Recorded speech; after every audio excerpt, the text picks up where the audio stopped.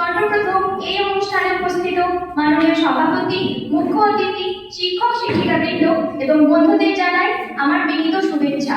আমি পূজা বিশ্বাস, বিএড প্রথম বর্ষের ছাত্রী।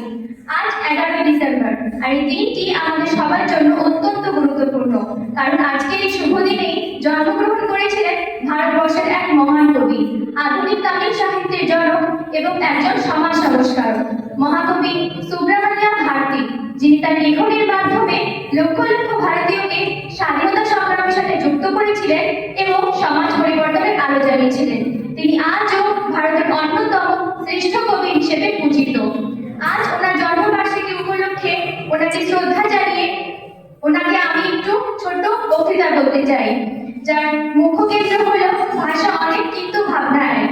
আমরা সবাই জানি ভারত একটি বৈচিত্র্যের দেশ, যেখানে বিভিন্ন জায়গায় বিভিন্ন ভাষা বলা হয়, যে ভাষা নিজের মধ্যে বহন করে চলেছে তার পরিচয়, ঐতিহ্য ও সংস্কৃতি। ভাষা আলাদা হলেও তার মধ্যে অন্তর্নিহিত তার ভাবনা, আবেগ, সহনশীলতা এবং মানবিক মূল্যবোধ সর্বদা একই থাকে, যা ভিন্ন সংস্কৃতির মানুষদেরও একই সূত্রে বেঁধে রাখে।